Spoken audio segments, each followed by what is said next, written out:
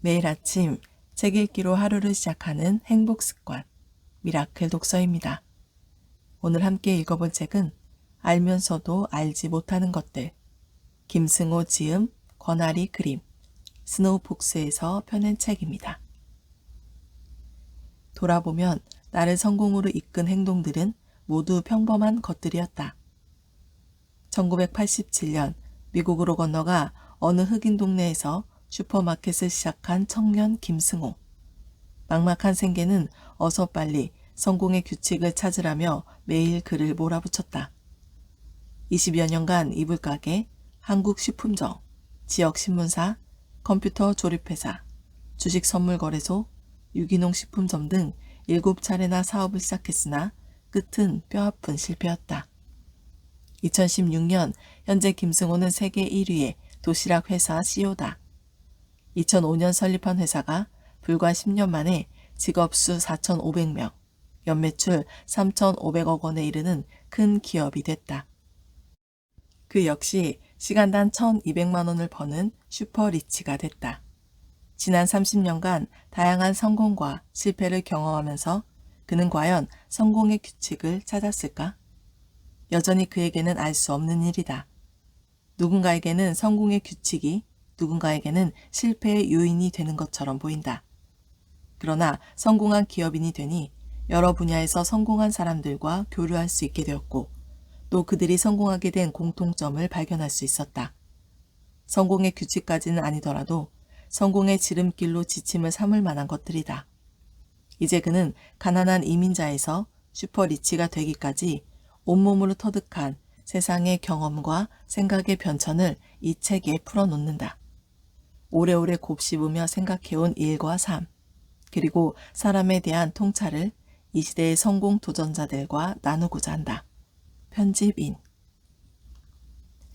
서문. 이 책을 쓰기 위해 여러 번 제목을 바꾸고 통째로 내용을 걷어내기도 했습니다. 전에 쓴 책들과 달리 마음에 욕심이 많아 길을 잃기 여러 번이었습니다. 그래서 언젠가부터 글을 쓰기 전에 목욕을 하고 옷을 단정히 입고 책상에 앉았습니다. 검증 없이 배운 지식을 첨가하지 않으려고 노력했으며 알지 못하는 것을 아는 척하지 않기 위함이었습니다. 이것이 내 글을 읽는 독자에 대한 예의와 감사를 표현할 유일한 방법이라 생각했습니다. 저는 최근 몇 년간 한 가지 질문에 빠져 있었습니다. 그 질문은 사람의 삶의 질의 차이를 만드는 것은 무엇인가 였습니다. 왜 누구는 성공하고 누구는 실패하는 것일까? 성공의 규칙이 있는가? 라는 고민이었습니다. 인생의 성공은 물리학 법칙처럼 언제 어디서든 적용되지 않는다는 걸 많이 봐왔기 때문입니다. 누군가에게는 성공의 규칙이 누군가에게는 실패의 요인이 되고 어느 시대나 어느 환경에나 똑같이 적용되는 진리를 찾는다는 것도 불가능한 일처럼 보였습니다. 이런 이유로 남을 가르친다는 것에 혼란을 겪을 수밖에 없었고 성공에 대해 겸손할 수밖에 없었습니다. 그럼에도 불구하고 다시 책을 쓰겠다고 책상에 앉았습니다. 개인적으로는 책을 쓰는 일이 제가 하는 모든 일 중에 가장 힘든 일입니다. 저는 실패와 성공을 다양하게 경험한 사람입니다. 한국과 외국에 거주하며 전혀 다른 문화를 경험했고 가난과 부의 양극단을 폭넓게 경험했습니다. 한 명의 직원부터 수천 명이 일하는 회사를 만들고 소유했으며 불행한 시절과 행복한 시절을 두루 겪었습니다. 그렇게 저는 세상에서 성공한 사람 중에 하나가 되었습니다. 덕분에 여러 분야에서 성공한 많은 사람들과 교류할 수 있는 자격을 얻게 되었고 제가 이룬 성공의 방식과 그들이 이룬 성공의 방식을 비교할 수 있었습니다. 그리고 그 안에서 상당히 많은 공통점과 통찰력을 얻을 수 있었습니다. 이런 다양한 삶의 여정을 지나 지금의 저는 정서적, 신체적, 경제적인 모든 부분에서 가장 행복한 상태로 나이 50을 넘겼습니다. 이제 세상에 저보다 어린 사람이 더 많은 나이가 되니 감히 세상에 대해 이야기해도 건벙지다 욕먹지 않을 시간이 된 것 같습니다. 더불어 세상을 보는 나만의 시각을 세상에 남기는 것이 내가 이룬 성공에 대한 보답이라 느껴집니다. 비록 성공의 규칙을 발견했다고는 감히 말하지 못해도 최소한 지름길이 있다는 것은 말할 수 있습니다. 인간의 삶의 실체는 타인과의 관계입니다. 이 관계를 만드는 기초는 대화입니다. 그 대화의 방법으로 방송이나 강연은 책만큼 진중하지 못합니다. 거품과 허세도 들어가고 분위기에 따라 폼도 잡고 쇼도 합니다. 하지만 문자로 남은 책은 아무리 저자라도 함부로 할 수 없습니다. 자신의 경험과 생각을 텍스트로 남기는 순간 이 글들은 내 삶 이후에도 살아남을 것이기 때문입니다.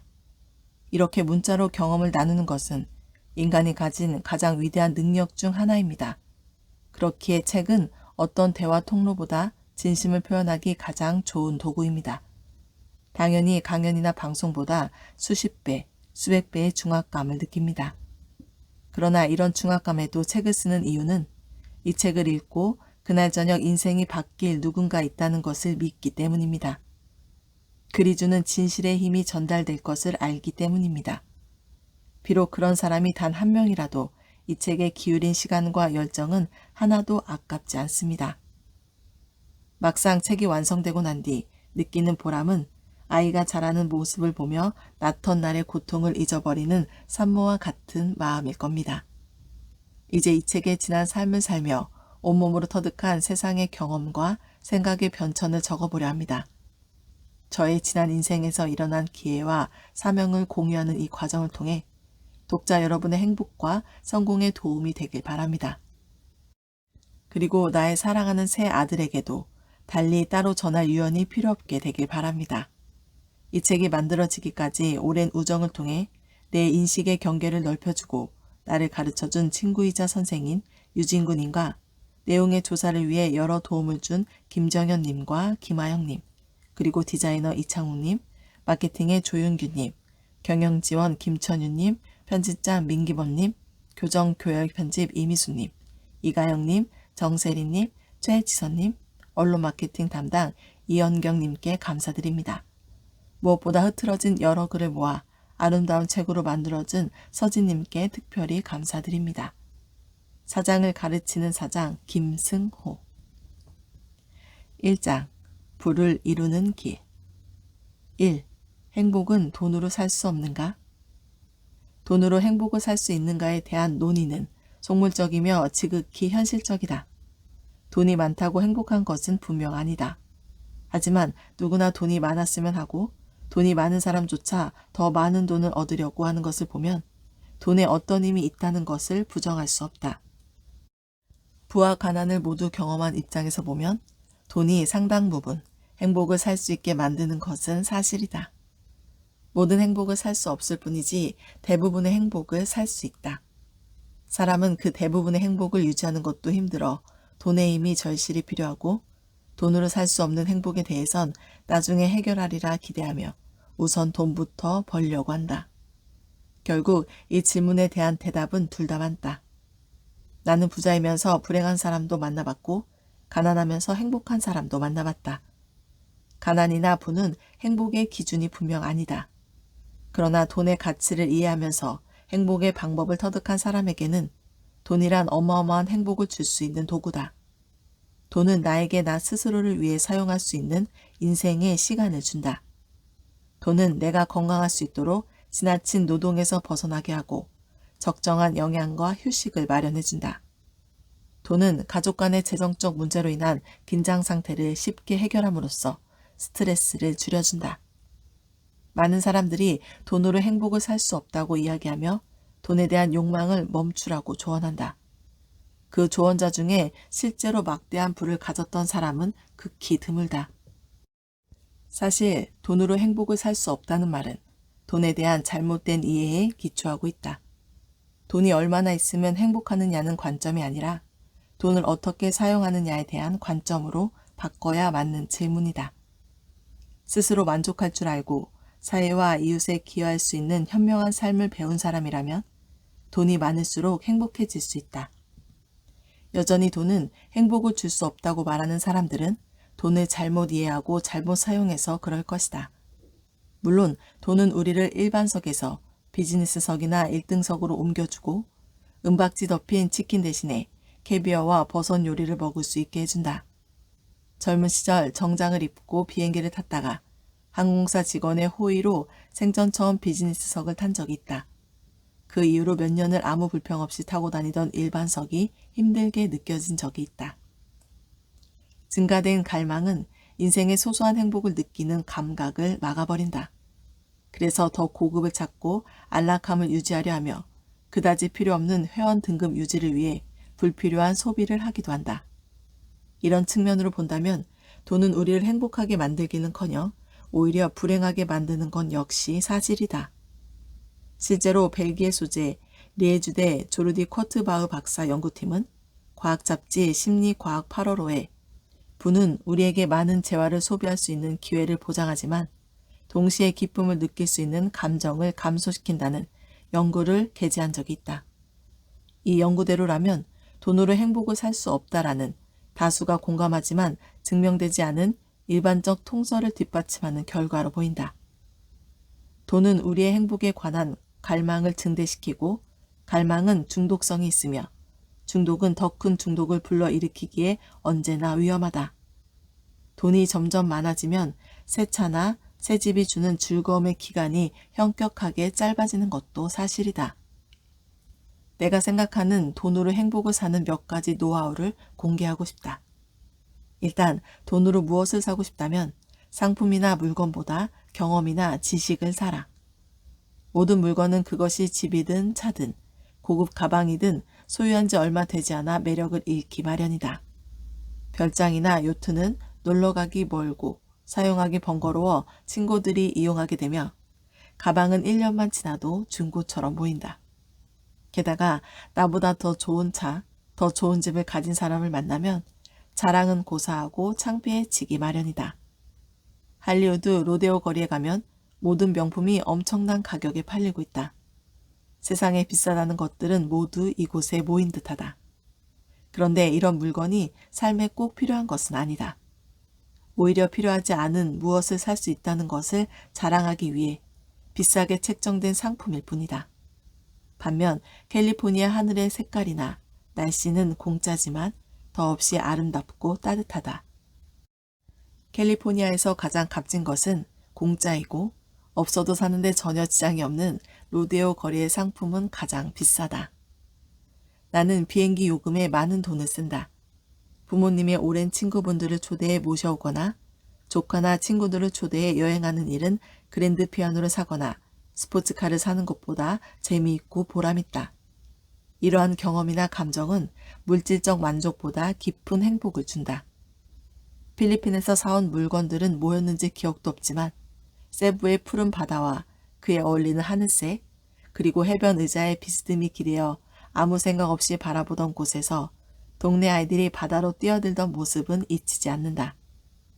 경험은 감정을 불러일으키지만 물건은 적응이 되어 기억 속에서 사라지기 때문이다. 여행이나 교육과정에 참여하는 것은 사진 몇 장만 가지고도 두고두고 자랑이 될 수 있다. 또한 비록 이기적인 이유라도 이타적으로 행동하는 방식을 통해서라도 많은 기쁨을 누릴 수 있다. 내가 굳이 선량한 사람이 아니라도 남을 돕는 것 자체가 기쁨이 되기도 한다. 누군가를 돕는다는 것은 반드시 도움을 받는 사람을 위하지 않더라도 그 행동을 하는 나 자신에게서 충분히 즐거움을 느낄 수 있기 때문이다. 점심을 얻어먹기보다 사줄 때 마음이 편하고 행복한 사람들이 있다. 베푸는 것이 훨씬 행복하기 때문이다. 한 번은 옆 테이블에서 휴가받은 군인 6명이 식사를 하고 있었다. 몰래 직원을 불러 계산을 해놓고 웃으며 지켜봤다. 식사를 마친 군인들이 각자 지갑을 꺼내 들고 카운터로 갔을 때 누군가 음식값을 지불했다는 것을 알고 일제히 두리번거리며 누가 계산을 했을까 찾고 있을 때 모른 척 밥을 먹는 기분은 더없이 좋았다. 이민 때문에 군대를 가지 않아도 되었던 사람이 젊은 군인들의 밥값 정도 내주는 것은 의무이자 채무처럼 느껴진다.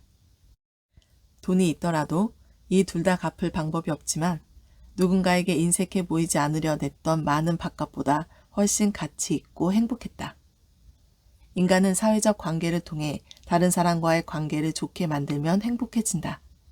좋아하는 사람이 좋아하고 싶은 사람에게 밥을 사는 일은 어떤 사치보다 싸고 효율적인 지출이다. 겨우 밥값으로 좋아하는 사람과 즐거운 행복한 시간을 가질 수 있기 때문이다. 나는 내가 부자가 되어 누리는 행복 중에 비싼 시계를 산다든지 특이한 스포츠카를 사는 것에서 느끼는 행복보다 훨씬 작은, 그리고 자주 있는 소소한 지출에서 행복을 느낀다. 마켓에 들려 꽃 화분 몇 개를 한꺼번에 산다든지 책방에서 가격표를 보지 않고 맘껏 책을 들고 올 때 부자로서 가장 행복을 느낀다. 작은 행복을 자주 느끼는데 돈을 지출하는 것이 더 좋은 방법이다. 무엇보다 부자로서 짜릿한 기쁨을 느낄 때는 부자라도 부자로 살지 않을 때다. 사람들이 느끼는 보편적인 행복이 가장 큰 행복일 때가 많다. 가방을 둘러매고 대중교통을 이용하며 요즘 유행하는 영화를 보고 근처 공원에 들리는 일이다. 이러한 행복은 양쪽 경계를 왔다 갔다 할 수 있다는 자긍심을 주고 스스로 돈 아래에 있는 것이 아닌 돈 위에 있음을 공고히 하는 행위다. 자연히 행복이 증가될 수밖에 없다. 행복은 현재 우리의 상황이나 환경 때문이 아니라 이미 우리 안에 내재되어 있다. 돈은 이것을 보완할 뿐이다. 돈이 행복을 주진 않지만 돈이 행복을 도울 수는 있다. 내가 돈을 주인으로 모시지 않고 돈이 나를 주인으로 모시게 만든다면 돈은 얼마든지 우리를 행복하게 만들 수 있다. 2. 소득을 10배로 올리는 방법. 지난 여름 어느 강연에 갔더니 부모들이 초등학생 자녀들까지 모두 데리고 참석해 있었다. 20년 만에 찾아온 무더위로 강연장 내부는 짜증으로 가득했다. 강연 시간이 낮 2시라 꾸벅꾸벅 조는 사람이 많아 강연하기에 최악의 조건이었다. 그런데 막상 돈 버는 이야기를 화제로 강연을 시작하자 부채질로 어수선했던 강연장이 일순간 초집중 모드로 돌변했다. 소득을 10배 올릴 수 있다니 없던 집중력이 생긴 모양이었다. 수입의 증가는 삶에 즉각적인 영향을 주는 문제라 어린아이조차 관심을 갖는다. 이제 자신의 소득을 10년 내 10배로 올리고 싶은 누군가라면 이 글을 신중하게 읽기 바란다. 바라는 바가 있다면 반드시 이 방법을 시도해 보라는 것이다. 첫 번째 할 일은 생각을 바꾸는 일로 시작된다. 소득을 10배로 늘리겠다는 결심 자체를 해야 한다. 결심하고 목표로 설정하는 일이 돈을 버는 일의 시작이다. 사람들은 돈을 많이 벌고 싶거나 성공하고 싶어 하면서도 구체적인 목표가 없다. 돈을 벌고 싶다면 얼마까지, 성공하고 싶다면 그 성공이 어떤 모습이며 직업의 형태나 수입, 환경까지 명확해야 한다. 좋은 남편이나 훌륭한 사회인 따위는 성공의 목표가 될 수 없다. 그것을 이뤘다는 근거를 객관적으로 인정할 수 없기 때문이다. 순풍이란 배가 가기 좋은 바람을 말한다. 하지만 배가 가야 할 방향이 정해져 있지 않다면 아무리 좋은 바람이 불어도 의미가 없다. 우리는 늘 순풍을 기다리지만 인생이든 사업이든 방향이 정해지지 않으면 순풍은 쓸모가 없다. 하지만 목적지가 정확하면 어떤 바람도 순풍으로 이용할 수 있다. 역풍이나 폭풍도 목적지에 더 빨리 이르게 하는 바람으로 이용할 수 있다. 목표를 명확히 정했다면 그것이 무엇이든 이룰 수 있다는 스스로에 대한 믿음을 갖고 목표를 현실화하기 위한 끊임없는 노력이 필요하다. 그리고 이 목표를 잊지 않는 것이 중요하다. 많은 사람들이 목표를 이루기 위해 노력한다면서도 목표 자체를 잊는 경우가 많다. 그러니 목표 자체를 끊임없이 자각하는 현실적인 방법을 써야 한다. 종이에 써서 벽에 붙이고 주변인에게 공표하며 목표 내용을 이메일 패스워드로 만들거나 컴퓨터와 스마트폰 초기 화면에 띄우는 방법을 써서라도 잊지 않고 상기하기 위해 노력해야 한다. 생각은 물리적 힘이다. 성공 여부는 목표에 대한 생각을 어떻게 내 머릿속에서 빠져나가지 않도록 하느냐에 따라 결정된다. 이 생각을 효율적으로 하는 사람이 세상을 이끌고 지배하는 사람이다.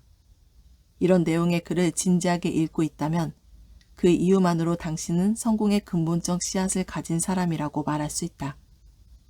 원래 성공하는 사람은 비범한 사람이 아니다. 평범한 사람이 평범한 일을 비범하게 했을 뿐이다. 사회는 학교와 달리 국영수를 잘해야 성공하는 것이 아니다. 생각을 얼마나 깊고 진지하고 효율적으로 하느냐에 따라 나뉘는 것이다. 따라서 미래를 내가 원하는 방식으로 만들겠다고 결심하고 할 수 있다고 믿는 사람만이 목표를 이룬다는 사실을 받아들여야 한다. 두 번째 할 일은 호황과 불경기에 대한 기준을 재설정하는 일이다. 지금까지 돈 벌기 제일 좋은 시대는 언제였을까? 70에서 80년대 토지와 집값이 천정부지로 오를 때라면 당신은 돈을 벌었을까? 80에서 90년대 하룻밤에도 몇 배씩 주식이 오르던 시절에 살았다면 돈을 많이 벌었을까? 2000년대 IT 붐이 일어났을 때 경제활동의 주체였다면 어땠을까? 아이러니하게도 호황기로 불리던 그 어느 때라도 누군가는 이렇게 말했다. 도대체 호경기는 언제 오는가? 라고 말이다. 하지만 돌아보면 누군가는 부자가 되었고 누군가는 여전히 호경기를 만끽하고 있다. 또 어떤 사람은 엄청난 돈을 벌었으며 누군가의 기업은 초고속 성장을 이뤘다. 역설적으로 가장 돈을 벌기 좋은 시절은 언제나 지금이다. 생각은 경기보다 우선한다. 호경기는 돈 벌기 가장 좋은 시기다. 생각을 바꾸면 불경기 역시 돈 벌기 좋은 때다. 오히려 불경기에 돈을 벌면 상대적 자산 가치가 높아져 더 많은 돈을 버는 것이다. 내가 아는 어느 노 교수님의 아내분이 암에 걸렸다. 그분은 아내가 안타까워 한탄하셨다. 아이고, 저 사람 죽고 나면 나는 이제 혼자 무얼 할까? 누가 내 밥을 해줄까? 누가 나와 함께 시간을 보내줄까? 라고 말이다. 헌데 가만히 들어보면 아내 걱정이 아니라 남겨진 자신에 대한 걱정이다.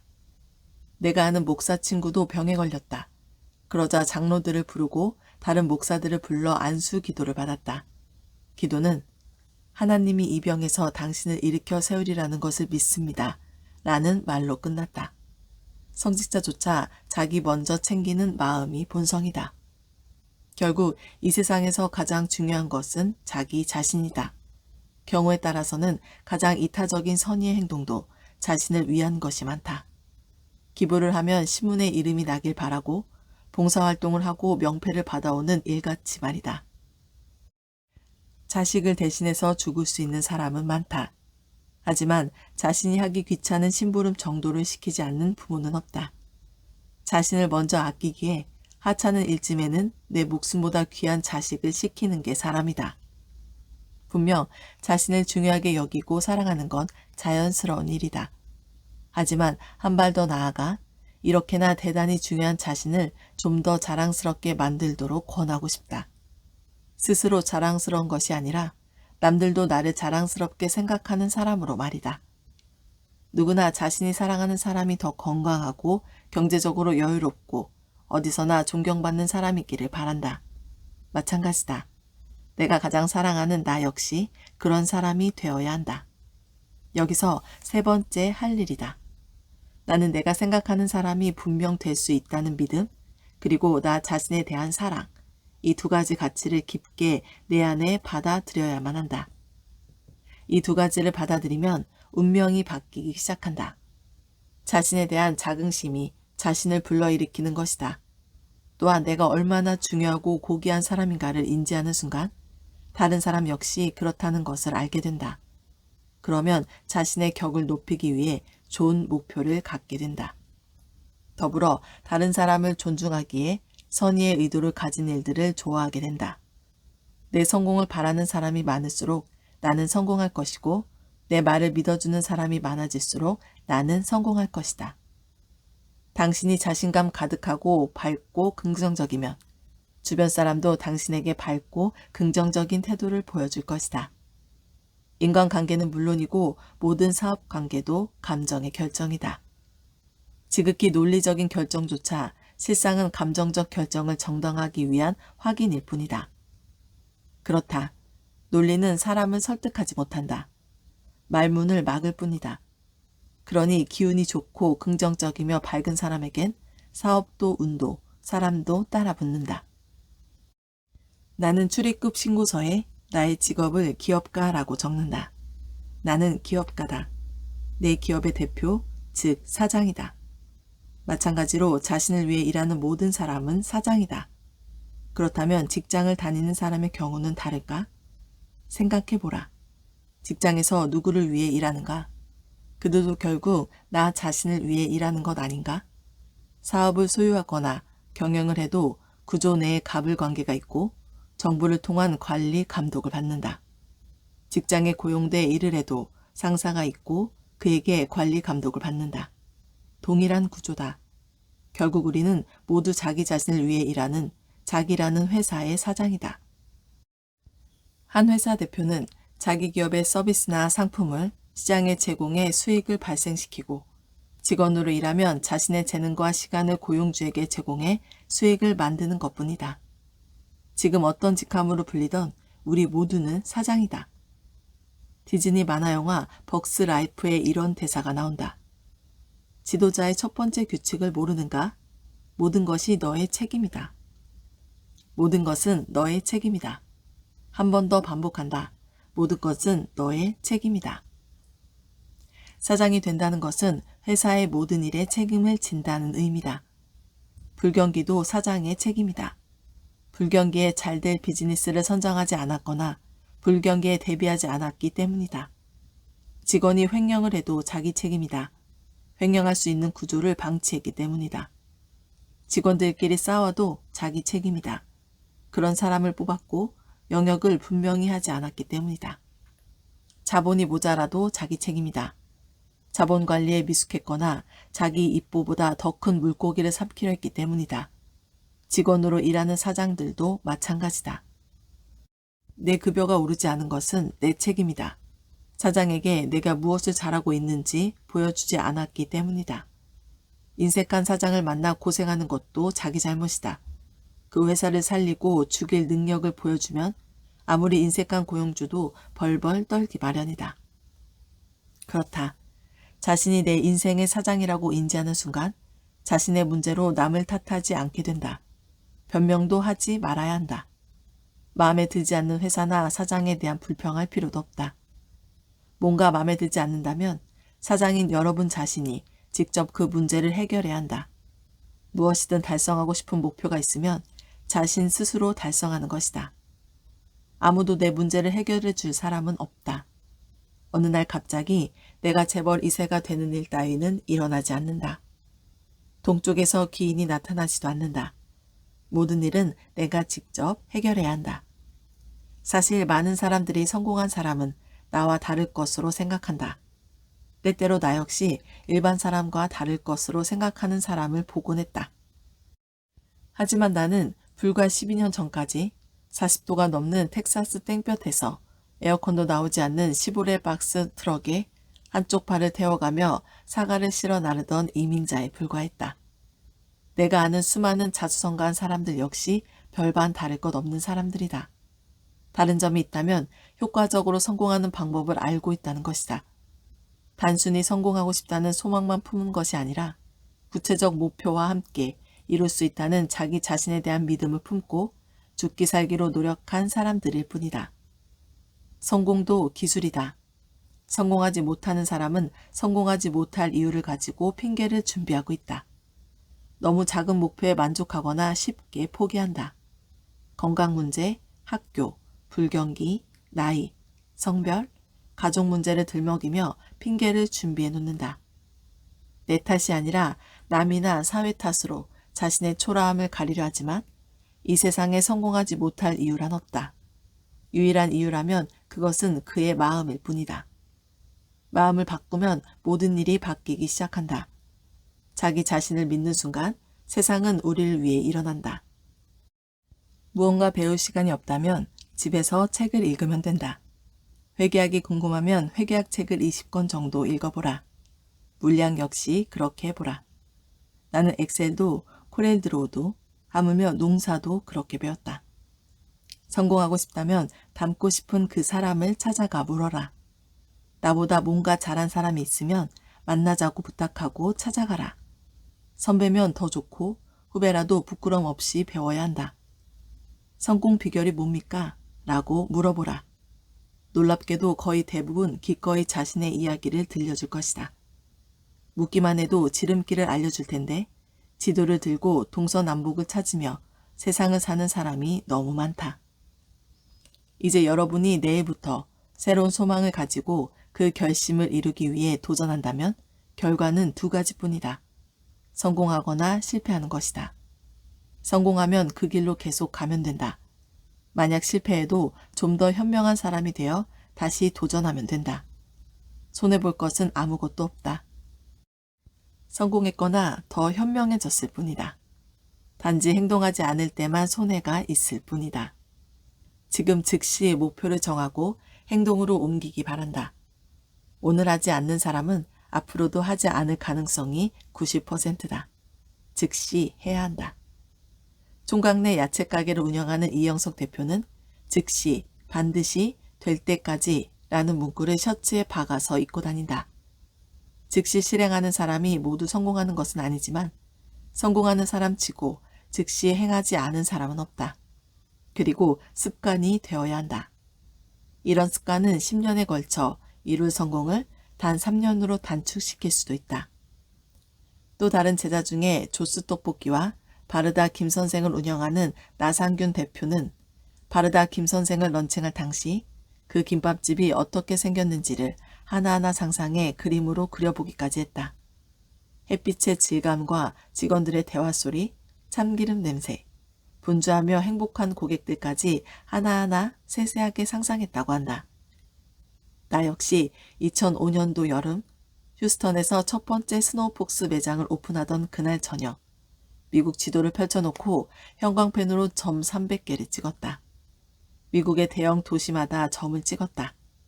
다음 날이나 주말, 다음 달이 아닌 바로 그날 밤에 300개의 점을 찍으며 300개의 매장을 가진 사업가로 나 자신을 만들기로 결심한 것이다. 그리고 상상했다.